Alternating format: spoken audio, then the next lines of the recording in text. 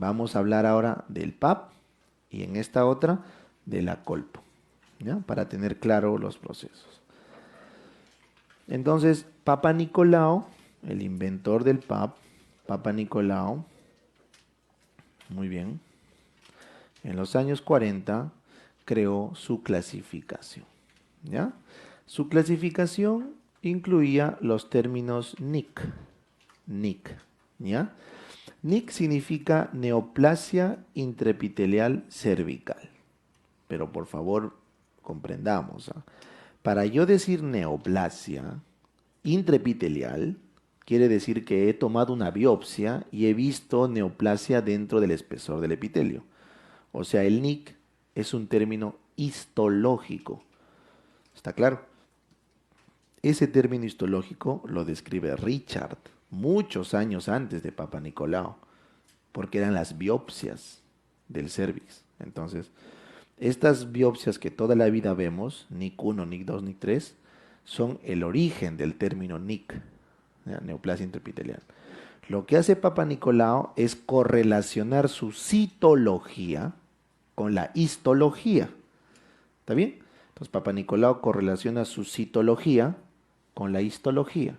Y a sus células que él considera premalignas les llama NIC2, NIC3. Y a las células que él considera de displasia leve, NIC1, como su par Richard en la biopsia. Entonces eso genera una confusión, porque ¿qué es el Papa Nicolau? ¿Es la biopsia o no es la biopsia? ¿Qué es? Entonces, por esa confusión es que recién en los años 80 en Maryland se hace el Congreso de Bethesda y dicen, nos vamos a poner de acuerdo cómo vamos a dar la nomenclatura del PAP, ¿ya? Para que esté bien hecho. Entonces, en Bethesda se juntan, en Estados Unidos, en Maryland, ahí está Bethesda, se juntan y dicen, bueno, vamos a hacer una clasificación así. Entonces, todos se juntan en Bethesda y dicen, vamos a ordenarnos para mejorar este cáncer. Entonces, vamos a decir que es normal cuando las células son de características morfológicas normales. Si es que hay muestra insuficiente, hay que repetir en las primeras 12 semanas para que se considere oportuno la muestra. Hay que repetir. ¿Y qué es una célula normal? Acá les traigo una célula normal. Esta es una célula normal superficial. ¿Ya? Mírala. Esta es una célula superficial normal. ¿Cómo sé que es superficial? Porque tiene el citoplasma grande eosinófilo, o sea, rosadito. Y tiene un núcleo chiquito, picnótico, o sea, sin mitosis. Ese núcleo está un poco más muerto, ¿no es cierto? Sin mitosis. Eso quiere decir que es la célula más superficial que hay, más madura. Y por ende quiere decir que tiene bastante estímulo estrogénico, porque es la más madura. ¿Ya? En cambio, esta célula de acá es una célula parabasal. Parabasal. O sea, del estrato basal un cachito más arriba. ¿Cómo sé que es parabasal? Porque su citoplasma es basófilo, azulito. Y su núcleo, te puedes dar cuenta que es más grande, ¿sí o no? Es más grande, parabasal. ¿Y cómo sería una basal? Más grande, perdón. Célula más redonda y con el núcleo más grande. Eso sería una célula basal. Y sigue siendo azulito, eosinófilo. Perdón, basófilo. Basófilo. ¿Ya? Eso significa que estoy tomando una muestra de células intermedias, parabasales o basales. Y esto es más probable encontrar cuando estamos con estímulo progestacional. ¿Ya? Entonces, cuando a una paciente se le hace un Papa Nicolau en la fase folicular con estímulo netamente estrogénico, vas a encontrar estas células predominantemente. Pero si toman el Papa Nicolau después de los 14 días, cuando hay estímulo progestacional, puedes ver células parabasales. ¿Cuál es el problema? Que las células basales y parabasales te confunden con precánceres. ¿Ya? Entonces, el PAP debe tomarse en la fase folicular. Para que cuál sea la célula que predomina, la superficial plana. Esta de acá. ¿Ya? Muy bien. Acá al costado les he dibujado, este es un PAP de células glandulares. Esto, toda esta roseta que ves acá son células glandulares. Glandulares. ¿Ya? Son de núcleos, te puedes dar cuenta, hay mucho más grandes, redondas, van en bloque, son células glandulares. Mientras que estas que son planas son células escamosas. Escamosas. ¿Ya? Muy bien. Entonces, eso es lo normal. Ahora vamos a la siguiente. ¿Qué pasa si en esta muestra, vamos a poner un ejemplo, ¿ah? Yo encuentro acá en esta muestra un polimorfo nuclear ahí, gigante, ¿no? O encuentro un montón de bacterias dándole vuelta a la célula. ¿Cómo se llamaba ese signo? ¿Se acuerdan ayer? Células guía, ¿no? Clue cells. ¿Qué pasa si encuentro todo eso? Eso se llama cambios reactivos. O sea, hay una inflamación de ese cervix. Esto tiene que ir a tratamiento. Tienes que darle su antibiótico y que vuelva después. Porque no puedo hacer un diagnóstico de PAP con un cervix inflamado así. ¿No? Fácil, ¿ah? Y finalmente, se llaman anormales, ya sea escamosas o glandulares, cuando hay alteraciones en el núcleo. Acuérdate. El citopatólogo te dice que esa célula está mal cuando está alterado su núcleo, porque ahí es donde notas que es una célula displástica, el núcleo. ¿Ya? Entonces vengan acá, células escamosas anormales, y vengan acá, células glandulares anormales. O sea, son las dos estirpes que te va a botar el PAP. Escamosa anormal, glandular anormal. ¿Ya? Muy bien. No voy a ahondar de las glandulares. ¿Por qué? Porque es raro, ¿sí o no? El cáncer adenocarcinoma de cervix es raro. Solamente recuerden que hay tres tipos: las células glandulares atípicas, AGC, el adenocarcinoma in situ, porque está dentro de todo el espesor, AIS, acuérdate esa palabrita, AIS, adenocarcinoma in situ, y el adenocarcinoma invasivo, porque ha atravesado la membrana basal. ¿Ya? Entonces, ¿cómo te das cuenta que es una célula glandular? Acá está, ya te expliqué, eran células pegadas, ¿no? Pegadas, eso lo llaman en panal de abeja, panal de abeja. Sus núcleos son grandes, grandes. Y obviamente este de acá es atípico porque hay mucha proliferación. Esta de acá ya es un cáncer, ya es un cáncer. Los núcleos son mucho más grandes, en algunos vas a ver hasta dos núcleos, binucleado.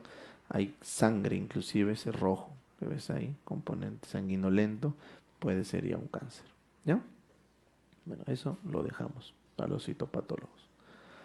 Vamos acá a las células escamosas. Entonces, ¿cuáles son los 4 tipos de células escamosas que hay? ¿Ya?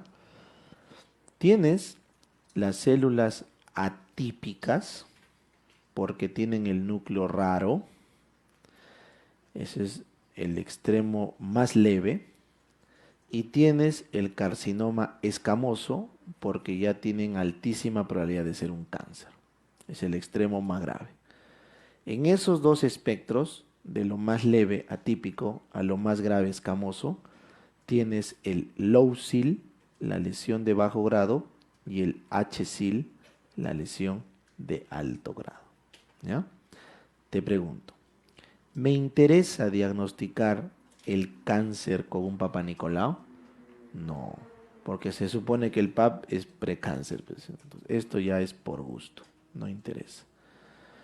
¿Me sirve de algo las células atípicas? No sirve de mucho. ¿Ya? Sirve para algunas decisiones, pero casi para ninguna. Lo que me sirve en el PAP es identificar qué es HSIL, alto grado, porque ese sí tiene alta chance de ser cáncer y por ende requiere tratamiento urgente. Y me importa saber quién es bajo grado, ¿correcto?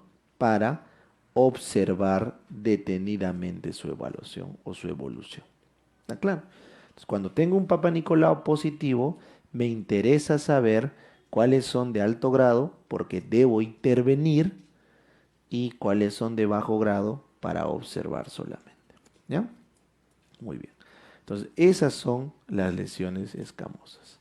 Sin embargo, dentro de las atípicas debes recordar que el ascus, la incierta, ¿ya? La de significado incierto, se correlaciona con el lausil. Es como que van en grupo las dos. Y el ASC-H, la que no puedo descartar lesión de alto grado, no se puede excluir lesión de alto grado, va de la mano con HSIL. Eso de ASC-H es como que el patólogo te dice, mira, está típico, pero no te podría decir que no es un HSIL. Es así como que el problema no eres tú, soy yo. Una cosa así, ¿no? Una cosa que no entiendes no qué es, pero sabes lo que es, pues, ¿no es cierto? Entonces, ya. Entonces, el patólogo te dice, mira, esto es algo grave, solo que no te puedo excluir que no lo sea, entonces tómalo como grave, pero no es pues lo que el HSIL demuestra. Entonces, por eso en el algoritmo se manejan las dos juntas, ¿ya? Porque tú tienes que tomar una decisión terapéutica, ¿ya? Recuerden eso. Muy bien. Entonces, vamos acá a conversar solamente para tener una idea general de cómo se ve cada uno. En el low seal, lo que ve el patólogo es esta imagen que ves acá. Este es el coilocito, pregunta de examen, ¿ya? ¿Qué es el coilocito? El coilocito es una célula donde alrededor del núcleo tiene un hueco, una caveola. Ese es el coilocito. Coilos es hueco, caveola. Entonces, esta célula significa que está infectada por PBH. Este es un coilocito, ¿ya? Entonces, ¿dónde encontramos las infecciones, las células infectadas por PBH? En el leucil, ¿ya? Ahora, puede ser un NIC1, ¿ya? Tenemos los NIC1s, acá esto es coilocito, infectada por PBH. Los NIC1s son lesiones donde vemos bastantes células escamosas. ¿Se acuerdan las pavimentadas finales, las eosinófilas? Citoplasma eosinófilo, bastante, pero con sus núcleos grandes. O sea, si yo encuentro células pavimentadas, pero con núcleos grandes, como ves acá, entonces puedo estar frente a un NIC1, ¿no? Porque la afectación suele atacar al estrato superficial, ¿no es cierto?, en cuanto a la respuesta celular final. Ojo, no es igual el daño celular que el histológico. En el daño celular tú vas a ver células superficiales afectadas en el NIC1 y células más profundas afectadas en el NIC2-3, en la célula. Pero cuando haces la biopsia de Richard es al revés. Ya eso quiero que lo tengan presente. Entonces, cuando un Papa Nicolau ve una célula con un hueco, ese es coilocito. Está infectada por PBH ahorita. Si yo veo células pavimentosas pero con núcleos grandes, ese es un NIC1, ¿ya? NIC1. Pero si yo veo células más grandes, basófilas con núcleo más grande, núcleos grandes y basófilas, esas son lesiones más profundas, parabasales basales. Entonces, si predominan las células parabasales basales, eso me hace pensar que está más avanzado la lesión. NIC2, NIC3. ¿Está bien? Entonces, cuando tú tienes un HSIL, ¿ya? Un HSIL, hay mucha más cantidad de células parabasales y basales. Y cuando tienes un low seal, lo que predominan son las células escamosas, ¿ya? Escamosas superficiales. Y cuando tienes esto, es un coilocito simplemente. Esa era la idea de este gráfico, ¿ya? Para tener una idea, pues, ¿no? Para que no sea todo memoria, entonces ver la lógica como el Papa Nicolau ve. ¿Tiene sentido? Claro que tiene sentido. Si yo veo en el Papa Nicolau células parabasales y basales, es porque está viendo alta actividad mitótica. Entonces está viendo pues displasia. En cambio, si yo veo células superficiales pero con núcleo grande, es porque está viendo algún tipo de sufrimiento celular, porque normalmente el núcleo debería estar pignótico, apagado, pero todavía no hay actividad celular intensa. Entonces, una low seal, pues, ¿ya? Entonces, esa es la lógica de escamoso. Bueno, entonces con eso hemos repasado el PAP. Ya sabemos qué es el PAP y qué significa. Ahora, ¿qué se hacía con todo PAP positivo? Colpo, colpo, ¿ya? Entonces, así como se juntaron los tigres en Bethesda, se juntaron todos los tigres en Bethesda, entonces todos los tigres de la colposcopía se juntaron en el 2011 en un congreso internacional de colposcopistas, donde dijeron, así vamos a hablar de la colposcopía. ¿Ya? Entonces, el 2011 dijeron, las colposcopías tienen que describirse de la siguiente forma. El colposcopio es un instrumento con lentes de aumento para entrar y ver la vagina y el cérvix en aumento. Esa es la idea. Entonces lo ven grande, de tal forma que vas a buscar las lesiones, ¿no? Como en 1920 se le ocurrió a Hans Heisenberg, no sé cuál es su nombre, es un alemán, se le ocurrió ver el cérvix magnificado para encontrar el cáncer. Esa es la idea. Entonces, lo que dicen ellos es, primero tienes que señalar cuál es la zona de transformación. ¿Se acuerdan qué era la zona de transformación? El área donde ocurría la metaplasia, donde pasabas de plano poliestratificado, o perdón, de cilíndrico simple a plano poliestratificado, ¿no? Porque la metaplasia es escamosa. Entonces, acá están las zonas de transformación. Tipo 1, tipo 2, tipo 3, para que nunca se olvide, ¿ya? Entonces, todo esto es el cérvix, ¿no es cierto? Todo esto es el cérvix, todo esto es la zona de transformación y esto es el endocérvix y lo veo claro y grande. Claro y grande. Zona tipo 1. Nadie me va a decir que acá no está toda la diferencia entre el endocérvix, mucho más rojo, porque es mucosa simple, y todo el ectocérvix, que es más pálido, porque es plano proestratificado. Y todo esto que ven acá es la zona de transformación, donde está ocurriendo ese cambio.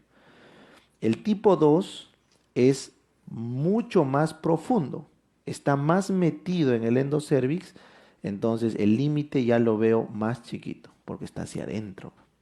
Entonces la zona de transformación es todo esto. Acá no se ve bien en esta imagen el ectocervix, claro, ¿no? Pues debe estar por acá, fuera. Todo esto es la zona de transformación. Y yo puedo ver todo el contorno, tranquilo. Pero está al fondo, porque está metido en el endocervix. ¿Qué mujer será más joven? ¿La de la izquierda o la de la derecha? La de la izquierda, pues dijimos, ¿no? La unión escamocolumnar está más expuesta en la joven, más metido a medida que avanza la edad, ¿no es cierto? Ya está. Ya, pues, y el 3 no veo nada, pues. En el 3 veo la zona de transformación, pero no veo el límite. No sé dónde está. Entonces ahí debe estar adentro, pues ¿dónde estará? Entonces, esta zona de transformación no es positiva, ¿ya? Es una zona de transformación negativa, no la veo, el tipo 3, ¿ya? En cambio, en el tipo 1 y 2 sí la puedo ver. Y eso cambia tu conducta terapéutica. Porque cuando tú no ves la unión escamocolumnar, simplemente tienes que irte a cono. Estás a ciegas, pues. Estás a ciegas. Cono diagnóstico. ¿Ya?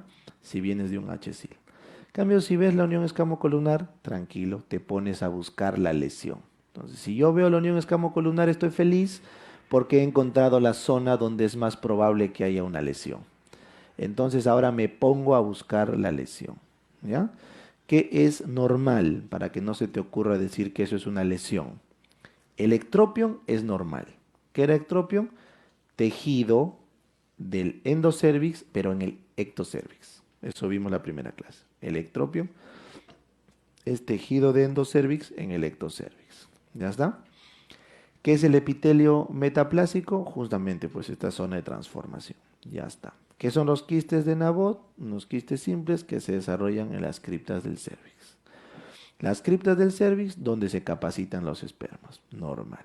La desidualización, que eso ocurre en gestantes por la progesterona, dijimos, era cuando el estroma se hacía más blando y por ende parece medio opaco. Así que ni el ectropion, ni la metaplasia, ni Nabot, ni la cripta, ni la desidualización son cosas anormales biopsiables. Nadie se le va a ocurrir biopsiar esto. ¿Ya? Nadie. Entonces, ¿qué es lo anormal? Lo anormal es, acuérdate de lo que describió Hans. En 1920 Hans dijo, el cáncer empieza como una leucoplaquia. Lo primero que vio fue una lesión blanca. Luego el famoso mosaico punteado. Aquí está, mira. Esta es una lesión blanca. ¿Correcto? Blanca. Esto que ven puntitos, mosaico punteado. Ya es como ver un piso de mayólica, algo así. ¿Ya? También es precáncer. O las lesiones con bordes irregulares, también son precáncer. Eso está descrito desde 1920. Pero, para limpiar este cuello de todas las secreciones que tiene, hay que ponerle ácido acético al 5%. Y en ese proceso de poner ácido acético, se descubrió que hay zonas que pintan de blanco con el ácido acético. Y también se llaman lesiones acetoblancas. Son aquellas zonas donde se pinta de blanco, pero después de poner el ácido acético. En cambio, la leucoplaquia es blanca sin poner ácido acético. ¿Ya? Bueno, donde veas eso, tómale biopsia. Tómale biopsia. ¿Ya? Esas son las lesiones anormales. Y doctor, ¿qué significa invasión? Ah, no. Si tú ves vasos atípicos, un vaso ahí por ahí desarrollándose, una superficie irregular, no bordes, sino la superficie, como que fuera unas montañitas. Si tú ves una lesión exofítica, que vimos hace un rato, ves necrosis o ves úlcera, ya, pues eso es cáncer, ¿no es cierto? Eso ya, por más que tomes biopsia, es muy probable que sea un cáncer. Así que pregunta de examen, ¿cuál es un signo específico en la colpo de cáncer? El más específico, el vaso atípico. El vaso atípico. Ese es cáncer.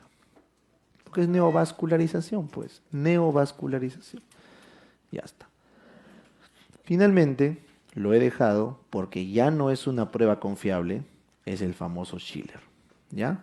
Schiller era una prueba, ¿se acuerdan? En que le ponías Lugol, ¿no es cierto? Al cervix. Entonces miren acá, esto es un Schiller. Le pongo Lugol. El Lugol lo pinta de color morado a todo el tejido sano. ¿Por qué sano, Doc? Porque tiene glucógeno y el glucógeno pinta de morado. Acá adentro no pinta de morado, porque esto que ven adentro es el endocervix. El endocervix no tiene glucógeno. No va a pintar, pues, no pinta. El ectocervix sí pinta, el endocervix no pinta. Y puedes ver acá estas islas que tampoco pintan. Esto de acá, ¿qué puede ser? Un cáncer. Podría ser un cáncer, porque son células que no producen glucógeno. Entonces, estas células son Lugol negativo, o sea, Schiller positivo. ¿Está bien? Ahí tengo una y acá arriba tengo otra. Lugol negativo, Schiller positivo. Así que de todo esto, ¿dónde tomarás la biopsia en esta imagen? De esas islas, pues, ¿no? Para eso sirve Schiller. Pero está demostrado que puede haber cáncer en otros lugares donde sí pintaba Schiller. O sea, hoy por hoy, según el UpToDate y según esta conferencia, no es un signo confiable. ¿Ya? Puede como no dar. Entonces, Doc, ¿cuál es el signo más confiable que no sea vasos atípicos de invasión, sino de precáncer? El aceto blanco. El aceto blanco es lo más confiable en lo que es lesiones anormales. Y lo que es cáncer, el vaso atípico. ¿Ya está? Entonces, chicos, tienes una colpo así. ¿Qué vas a hacer si ves esta lesión blanca? ¿Qué vas a hacer ahí? Biopsia. Le ponen su antitetánica, asepsia, ping, su biopsia. Y luego su cobertura antibiótica, ¿no? Para que no se infecte. Le toman su biopsia. Porque esto está llenito de anaerobios, pues, ¿no? Hay que poner antitetánica y antibiótico después. Sacan la biopsia, ahí está. ¿Y quién fue el que clasificó las biopsias? Richard. Hace muchos años, antes que Papa Nicolau, Richard acuñó los términos NIC1, 2, 3 y cáncer in situ. ¿Ya? Entonces, para Richard, miren, este es un epitelio normal. Estas son las células basales, parabasales, intermedias, superficiales. ¿No? Súper fácil, ¿no? Basales, porque tienen el núcleo grande, porque están en mitosis. Parabasales, están inmediatamente superior, se puede ver todavía el núcleo, pero ya son menos basófilas. Intermedias, están acá, en el medio de todo el tejido. Superficiales, están en la parte superficial. Entonces, para Richard, se llamaba NIC1 cuando todo el tercio inferior estaba con alta actividad mitótica, probablemente por la infección con PBH. Todo el tercio inferior. Pero la célula NIC1 le hace su defensa, se protege del virus y para cuando llega a superficial está prácticamente curada, ¿no es cierto? Entonces, cuando llega a superficial, solamente ¿qué podemos ver en el PAP? El coilocito. O sea, ¿cuál es el único vestigio de esta lucha que hubo acá con el PBH? El coilocito, ¿no es cierto? Y por eso cuando hacen el PAP, en los low SIL de bajo grado, ¿qué encontrábamos acá? Células eosinófilas, ¿no es cierto? Con su caveola, coilocito. O si no, células eosinófilas, pero con un núcleo un poquito grande, porque todavía están viniendo de una actividad mitótica intensa. ¿Sí o no? Ya está. Esto es low SIL, lo que corresponde a un Papa Nicolau low SIL, lo que Richard llamó NIC 1, NIC 1. ¿Ya? Y las de alto grado, Doc, no, ese es más bravo. HSIL, lo que llamó Papa Bethesda, no Papa Nicolau, Bethesda, en el Congreso de Bethesda, HSIL correspondía al NIC 2 y 3 de Richard, ¿no es cierto? Inclusive al cáncer in situ también, ¿ya? Entonces el HSIL corresponde al NIC 2, 3 y cáncer in situ. ¿Qué es esto? Esto les dije que era un PAP donde encontrábamos qué tipo de células parabasales, ¿no? Basófilas. ¿Y por qué será Do? Porque ¿qué ocurría en el NIC 2? ¿Cuántos tercios estaban comprometidos? 2 tercios. ¿Y qué ocurría en el NIC 3? Más de 2 tercios. O sea, la lucha, la infección y la displasia estaba consumiendo todo el espesor. Entonces, cuando yo le haga un PAP, voy a encontrar las células parabasales con mayor probabilidad. Súper lógico, súper lógico. Porque la lesión está trepando hasta acá. Bueno, y se llama cáncer. ¿Cuáles son los criterios para decir cáncer? Que has invadido la membrana basal, ¿no es cierto? Si pasas la membrana basal, eso es cáncer. Si tienes neovascularización, eso es cáncer. Y si haces metástasis, eso es cáncer, ¿no es cierto? Invadir la membrana basal, neovascularización y hacer metástasis, eso es cáncer. Muy bien.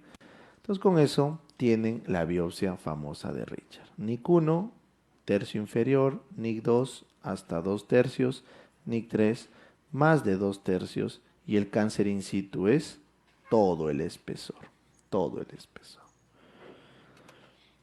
¿Ven? Es fácil, solo cuestión de ver cómo se ha desarrollado la literatura de toda la prevención de cáncer de cervix. Muy bien. Entonces, si todo esto está entendido, créanme que va a ser mucho más fácil el algoritmo. ¿Ya? Va a ser súper sencillo. ¿No? Entonces, con esto terminamos la clase. Les dije, este era el capítulo más difícil, cáncer de cervix, el más pesado. Luego vamos a hacer mama, súper fácil. Y de repente un poco de ovario. Y mañana terminamos el capítulo. ¿Está bien? Entonces, miren, esto es lo último que hay que recordar. Es fácil. Todo paciente o toda mujer con Papa Nicolau positivo, que teníamos que hacer a todas, absolutamente a todas, colposcopía. Y si la colposcopía salía con unión escamocolumnar y podía ver la lesión, ¿qué tenía que hacer? Biopsia. Muy bien, biopsia. ¿Qué tipos de Papa Nicolau podía tener? ¿Recuerdan? Papa Nicolau positivo. Para hacer colposcopía podía ser ASCUS, ASC-H, Low SIL y H-SIL. Eso es de todo el estirpe escamoso, ¿sí o no? Escamoso. Y el otro que estirpe era el glandular, ¿no es cierto? Lesión glandular incierta, ¿correcto? O atípica, ¿ya? Adenocarcinoma in situ y el carcinoma o adenocarcinoma, de que les dije que no vamos a comentar. Entonces, cuando tengo un Papa Nicolau positivo anormal, escamoso, es ASCUS, ASC-H, Low-SIL, H-SIL, ¿no? Porque ya el otro es cáncer invasivo. Y cuando es glandular, es lesión glandular incierta, correcto, o atípica, y AIS, adenocarcinómicito. ¿Ya? Muy bien. Entonces con eso nos vamos a enfocar acá. Acá. Vamos a hablar de estos dos. ¿Se acuerdan cuáles iban en bloque? ¿Cuáles iban juntos? El ascus, ¿con quién iba? Con el low-sil. Por eso miren acá. Ascus con el low-sil. ¿Y cuál era otro grupo? ASC-H, H-sil. Ya está. Entonces miren, si yo tomo un PAP y sale ascus low-sil o sale ASC-H, H-sil. ¿Cuál es el siguiente paso después del PAP? Colpo. Después del PAP, ¿qué tengo que hacer? Colpo. En la colpo, ¿qué es lo primero que tenía que ver? El primer check, la unión escamocolumnar, la zona de transformación. ¿Qué pasa si la zona de transformación es tipo 3? Era no satisfactoria, ¿no es cierto? Negativa. Era la zona de transformación que yo no veía. Entonces, si yo no veo, ya sea de un low-sil o un H-sil, se llama colpo no satisfactorio. Rojo. Detengo mi diagnóstico ahí. No sé qué hacer. Entonces, lo que dice la norma es, si tienes un bajo grado, puedes observar. Si tienes un alto grado, hazle cono. ¿Ya? Eso igual lo dejo. Lo revisan en el algoritmo. No ha sido pregunta. Es raro este caso. Lo usual es que se vea la unión escamocolumnar, pero igual ya tienen la lógica. Si es bajo grado, podría observar. Y lo dejo ahí, no me voy a estresar. Si es alto grado, puedo irme a cono diagnóstico para ver qué hay ahí. Muy bien. Lo usual es que sí se vea la unión escamocolumnar, o sea tipo 1 o tipo 2, ¿de acuerdo? La zona de transformación tipo 1 o tipo 2. Eso se llama que es sí satisfactorio. Muy bien, entonces el primer check ha sido cumplido, es satisfactorio. ¿Cuál era el segundo check? Veo la lesión, veo la lesión. ¿Cómo tenía que ver la lesión? Con ácido acético y Lugol, ¿sí o no? Veo. Entonces, ¿qué pasa si yo le pongo ácido acético, le pongo el chiller o simplemente a simple vista lo veo y no encuentro nada? Entonces, ¿qué pasa si yo no veo la lesión? No tomo biopsia, pues, ¿sí o no? Si yo no veo la lesión, no tengo que tomar biopsias. ¿Sí? No vas a morder a ciegas, pues, ¿no? Tiene sentido. ¿Qué pasa si yo veo la lesión, le tomo la biopsia y no me sale nada en la biopsia? Negativo, ¿sí o no? Tomé la biopsia y no salió nada. ¿Qué pasa si veo la lesión, tomo la biopsia y me sale tomado un tercio? Ninguno, ¿sí o no? Esos tres escenarios, negativo, no veo lesión o ninguno, se manejan igual. Simplemente le haces una prueba molecular al año o un papanicolao de control a los 6 meses. ¿Por qué era 6 meses? Porque era el tiempo mínimo que tenía para qué? Para curar. El mínimo, no el máximo. Está bien, ¿no es cierto? Entonces, lo observo. ¿Qué pasa si en 6 meses negativiza? Curó. La controlo después en 3 años. ¿Sí o no? El PAP de control 3 años. ¿Qué pasa si en 6 meses la chica sigue positiva para un IQ1? ¿Qué hago? ¿Me estreso? No. ¿Hasta cuándo puedo esperar? 2 años. Entonces, las lesiones de bajo grado que son NIC1, se puede esperar hasta 2 años para que cure, antes de que se te ocurra hacerle un tratamiento, electrocauterización, ablación, lo que quieras, o cono última hora. Antes de tocar ese cervix, espérate 2 años, porque si no, puedes dejar a la chica con una incompetencia cervical, si quieres salir gestando, puedes infectar el cervix con la terapia de tratamiento, lo que sea. Entonces, no se toca hasta 2 años, siempre que la chica no tenga factores de riesgo. Por ejemplo, si es promiscuo, tiene VIH, deberían tratar, ¿ya? Antes de los 2 años, ¿está bien? Si una chica con low SIL, después de 6 meses del PAP, vuelve a salir positivo y la chica tiene factores de riesgo, VIH, promiscua, deberían tratar el NIC1, ¿ya? Si en 6 meses no cura, ¿está bien? Deberían tratar. Si en 6 meses no cura, pero no tiene factores, espérense 2 años.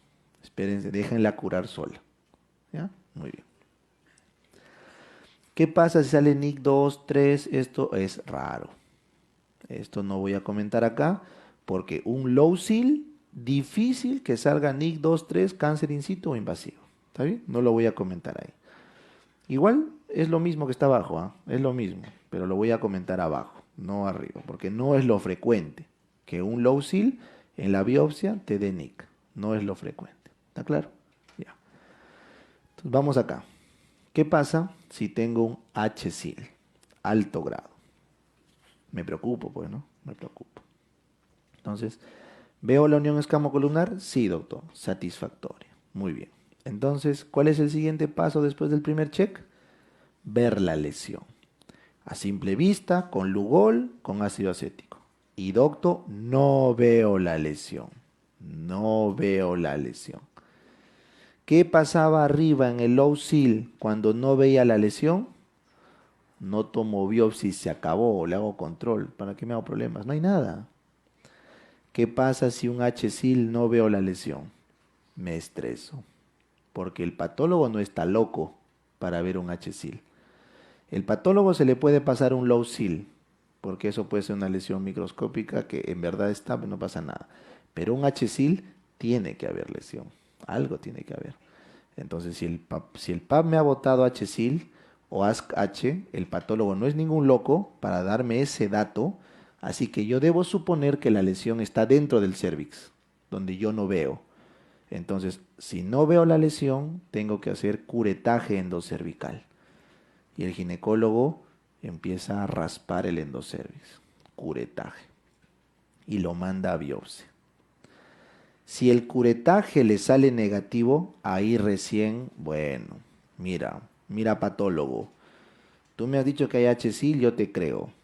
He visto y no encuentro nada. A simple vista le he metido ácido acético, luego no hay nada. He raspado todo el endocervix y no hay nada. ¿Podemos dejar a la paciente en paz? Sí, déjala, se me pasó. Pues ya fue un HSIL que ya, pues se me pasó. Ya, entonces, le vas a hacer un control a los 6 meses con otro patólogo, ¿ya? No con él. No, es verdad, no es broma. Para que sea el seguimiento correcto tienen que cambiar de patólogo porque haya habido un falso positivo y es importante eso porque es difícil la citopatología. Entonces, otro control con otro patólogo y si sale negativo, igual le hacen otra vez. O sea, se hace 2 controles seriados con espacio de 6 meses. ¿Está bien? O sea, se hace el PAP, el curetaje hoy, no sé, pues abril, ¿no? ¿Qué fecha estamos? Septiembre, ¿no? Ya, septiembre. Haces en 6 meses control, ¿ya? Y luego otra vez en 6 meses. O sea, para septiembre 2020 sería su segundo control. Y si recién ahí sale negativo, le das de alta. Señorita, váyase, un susto, fue un susto, chao, ¿no es cierto?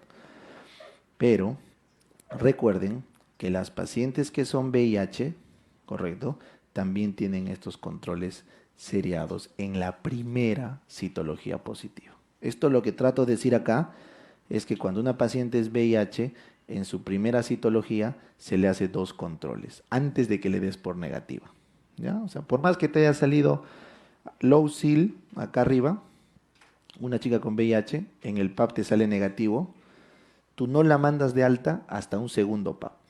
O sea, lo único que trato de decir acá, y en verdad esto es lo que más les confunde, por favor, no quiero que se estresen. Este VIH lo he puesto acá solo para que recuerden que una chica VIH que está en observación con PAP, como es el caso acá arriba, por ejemplo, si le salió low SIL, o en este caso si le sale HSIL, se tiene que hacer 2 controles. Y si en los 2 sale negativo, recién le das de alta. ¿Ya? En cambio, si la chica no es VIH, solamente se hace 2 controles. ¿Cuándo? Cuando vino de un HSIL, ¿no es cierto? Porque acá el control, ¿cuánto es? Uno solo, pues, ¿no es cierto? Uno solo. Si sale negativo, alta. Si acá abajo sale negativo, uno más en 6 meses. ¿Ya? ven la importancia de hacer bien los exámenes, ¿no? Porque si tú le haces a cada rato PAP, le haces PAP cada semana, te apuesto que te va a salir HSIL, ¿no? ¿Cómo se llama eso cuando estás forzando qué? La sensibilidad de una prueba. O sea, por eso es importante respetar los tiempos, ¿ya? Muy bien. Si en el curetaje te salió NIC, tienes que hacer tratamiento. NIC 1, 2 o 3, tienes que hacer cono. Esto que ven acá es cono. Cono con asa caliente, cono lip, o cono con bisturí frío, cold knife conization. Cono con bisturí frío. ¿Ya? Ese cono se llama cono diagnóstico. ¿Por qué se llama cono diagnóstico? Porque tú le has encontrado el NIC por curetaje. Entonces, al hacer el cono, recién vas a entrar a ver cuál era la lesión final que hay. Por eso se llama cono diagnóstico, porque recién estás en etapa diagnóstica. Porque el curetaje no es diagnóstico, no es. ¿Ya? La biopsia es diagnóstico. Muy bien, volvemos. ¿Qué pasa si es un HSIL? El patólogo me hizo asustar. Es satisfactorio la unión y sí veo la lesión, ya sea poniéndole Lugol o ácido acético. Entonces, en ese caso, yo ginecólogo digo, es una lesión de alto grado, veo la unión, veo la lesión, que es lo más probable que voy a encontrar en un HSIL. O un NIC2 o un NIC3, en el mejor de los casos, y bueno, en el peor de los casos, un adenocarcinoma invasivo, o in situ, perdón, adenocarcinoma in situ, un carcinoma microinvasivo 1A1, ¿recuerda? O un carcinoma invasivo mayor que 1A1. O sea, 1A2, 1B1, ¿sí o no? Si yo tengo un HSIL, lo mejor que puedo esperar si veo una lesión es un NIC2-3, ¿sí o no? Yo no voy a esperar encontrar un NIC1, no es lo lógico. Puedo, pero no es lo más frecuente. Entonces, ahí viene el NIC2-3 o los cánceres ya avanzados. Entonces, por esta razón, muchos ginecólogos dicen, si la paciente tiene factores de riesgo, de una vez hazle cono. ¿Para qué filosofas? Si ya tiene HSIL, ves una lesión y tiene factores de riesgo, hazle cono. Se acabó el problema. ¿Ya? No la hagas larga, como decimos. No la hagas larga. Pero si no tiene factores de riesgo, tómale biopsia. Tómale biopsia, correcto, a la lesión y espera el resultado. Si te sale negativo, que es muy poco probable, o un NIC1, entonces podrías hacerle una observación como arriba. La observas. Solo que la misma lógica, ¿cuál es? Cambias de patólogo y le haces dos controles, ¿sí o no? Porque que te diga un patólogo HSIL y que tú no encuentres nada en la biopsia, ese es el error del patólogo, lo más probable. ¿Ya? Entonces cambias de patólogo y dos controles. O si quieres, le haces cono de frente. Por eso recuerden, en el NIC1 se puede hacer cono solo cuando viene de un HSIL. ¿Ya? Muy bien, si es un NIC2, la opción terapéutica es doble. Puedes hacer cono, el cono lip caliente, el cono frío que vimos, una opción es cono, y la otra opción es crioterapia o laserterapia ablativos. O sea, o bien haces cono o bien haces ablativo. ¿Cuál es mejor? Bueno, en verdad es mejor el cono, porque el cono le manda muestra al patólogo. En cambio, en la crioterapia y en la laserterapia, tú destruyes el tejido y nadie se enteró lo que era. Pero ¿cuál crees que es más fácil de hacer, menos cruento y más barato? Crioterapia y laserterapia, pues, ¿no? Y se acabó, ¿no es cierto? En el otro tienes que tener la máquina, la capacitación, el ginecólogo tiene que saber hacer conos, y bueno, y en el cono frío tiene que tener buena mano, bueno, y es recontra cruento. Entonces, por esas cosas van a ver que muchos ginecólogos optan por la crioterapia o la laserterapia, aunque lo ideal sería hacer conos, ¿ya? Conos. Muy bien. Finalmente, finalmente, si es que tienes un NIC3, el manejo es idéntico. Puedes hacer todo esto idéntico, todo. Pero ya deberías considerar la histerectomía total. No radical, ¿ah? Total, total. ¿Por qué debo considerar, doctor, la histerectomía total? Porque ya un NIC3 ya es bien avanzado y puede haber otros focos que de repente ya estén en cáncer. Así que no te olvides que el tratamiento curativo definitivo del cáncer de cervix es la histerectomía. O sea, el NIC, pues, ¿no? El NIC, si de verdad quieres prevenir el cáncer, es con histerectomía. ¿Ya? No lo olvides. Muy bien. Pregunta del residentado, que ya les dije en la diapo anterior. Si te sale un cáncer 1 a 1 microinvasivo o un adenocarcinoma in situ glandular, puedes hacerle cono frío a las chicas que todavía quieren gestar. Pero si ya no quieren gestar, lo lógico es que le hagas histerectomía. Histerectomía. Total. ¿Ya? Muy bien. Entonces con eso hemos terminado el algoritmo. Repásalo varias veces, no lo vamos a aprender a la primera, si es que es la primera vez que lo hemos visto, requiere varias veces y en todas, por favor, entiende. Ahorita para terminar, no me olvide, ¿qué hacer en gestantes? ¿Ya? En toda gestante, el PAP es seguro. Sí hagan el PAP, es seguro en las gestantes. ¿Ya? La colposcopía y la biopsia tiene que ser hecho por un especialista, o sea, un ginecólogo especialista en gestantes, ¿correcto? Haciendo colpo. O sea, no lo va a hacer cualquier ginecólogo, ¿ya? Y solo se reservan para las lesiones de alto grado. La colpo y la biopsia solo se reservan para las lesiones de alto grado, o sea, los HSIL, los ASC-H o los glandulares atípicos o in situ, ¿ya? In situ, altos grados.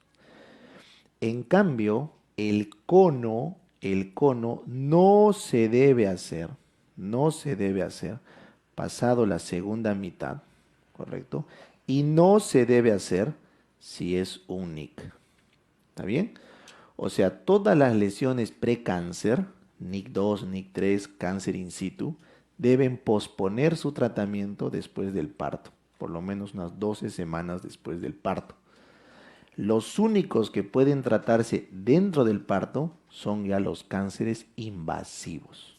Hablando con la paciente y explicándole el riesgo que tiene de aborto, de incompetencia cervical e inclusive hay casos que tienen cánceres tan avanzados que pueden optar por un aborto terapéutico porque le diagnosticaron justo en el embarazo. Eso ya es un manejo individualizado. Entonces repaso. El PAP es seguro en todas las gestantes.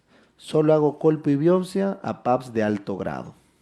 Y solo hago conos pasado la segunda mitad y siempre que sean ya cánceres invasivos. Por ejemplo, el 1 a 1 puede ser cono, pues no es cierto. Pero si es un NIC 2, NIC 3, no hagas cono. No se hace cono. ¿Ya? No se olvide. Muy bien. Entonces con eso, ahora sí hemos terminado. Chicos, acá les he dejado para que, o sea, ustedes lo tienen en su bibliografía, ¿ya? La NCCN. Estadio 1 a 1, 1 a 2, 1B1. Si quiere salir embarazada, estadio 1 a 1, 1 a 2, si no quiere salir embarazada. ¿Ya? Para que lo lean, eso está en el video. Y los tipos de histerectomía: extrafacial, radical modificada y radical total. Siempre me preguntan, nunca ha venido un examen, pero bueno, les gusta gineconco, ahí está. ¿Ya? ¿Cuáles son las técnicas quirúrgicas? ¿Cuándo se usa? ¿Ya, chicos?